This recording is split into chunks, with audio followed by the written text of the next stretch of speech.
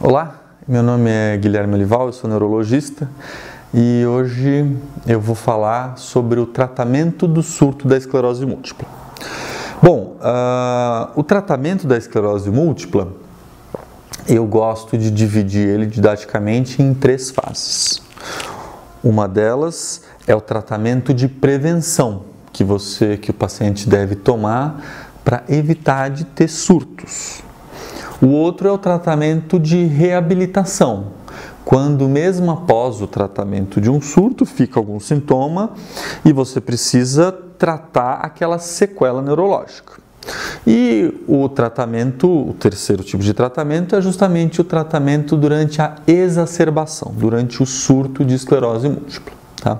Então esse é um tratamento que é um tratamento importante de ser feito, mas que ele não é um tratamento urgentíssimo, igual alguns tratamentos de medicina são. Então, o que eu quero dizer com isso é que se um paciente que tenha um sintoma, ele deve procurar o seu médico para fazer o seu tratamento. Normalmente a gente fala para que a pessoa aguarde 24 horas depois que o sintoma aparece, para a gente ter certeza de que é um surto mesmo e não um pseudo-surto ou uma flutuação dos sintomas, que são coisas que podem acontecer durante a esclerose múltipla.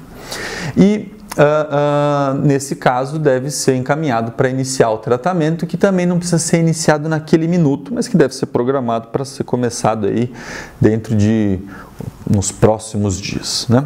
O tratamento da esclerose múltipla mais comum é o tratamento com a pulsoterapia. Então a pulsoterapia é uma dose que é dada de corticoide, tá? O corticoide, a pulsoterapia, ela pode ser venosa ou oral, tá?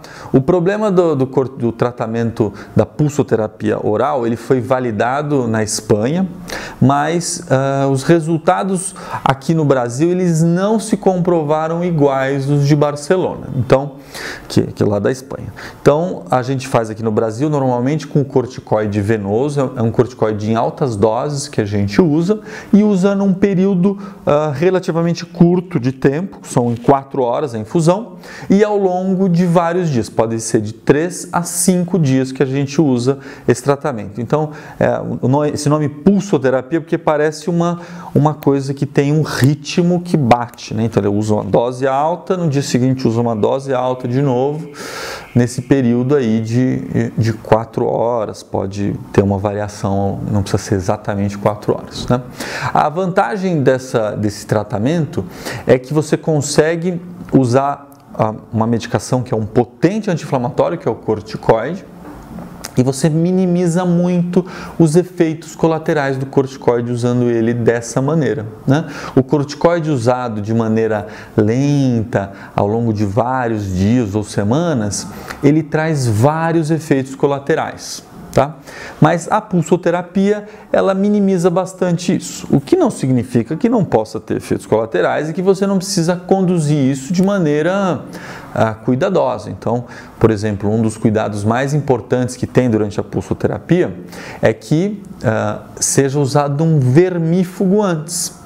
Por que um vermífugo? Porque existe um vermezinho que é um verme normalmente bobinho, que não causa grandes sintomas, que se chama estrongiloides.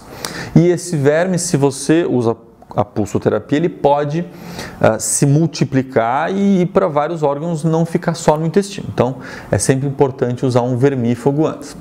Além disso, durante a pulsoterapia, o ideal é você não abusar nem de doce, nem de sal, porque podem ter alterações da glicemia e da pressão durante esse período, especialmente em quem já tem problemas de diabetes ou de pressão alta, tá?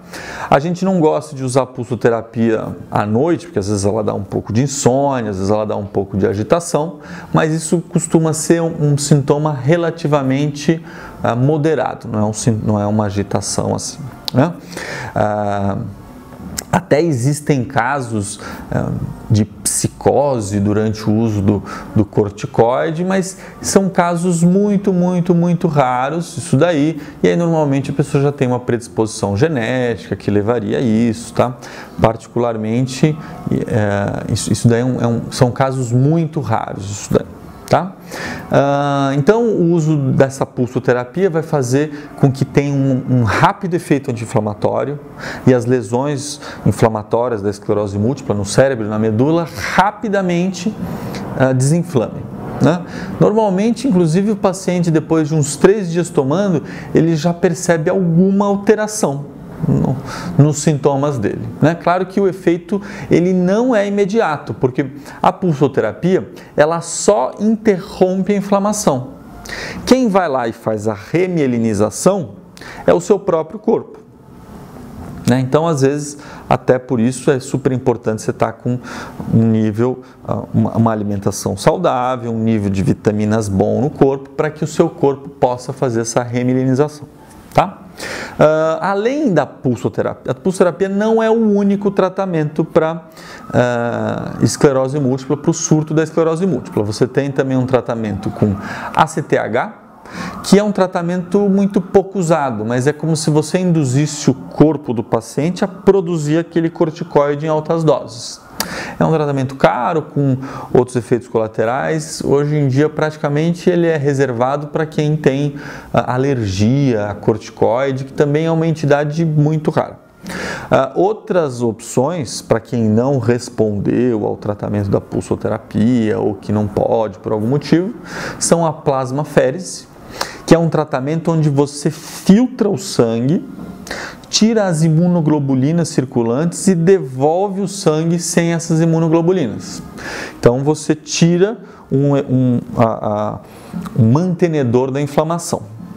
E um quarto tratamento aí no caso, né, é o uso da imunoglobulina humana. A imunoglobulina humana, por exemplo, seria uma boa opção durante a gestação, em algumas outras situações especiais.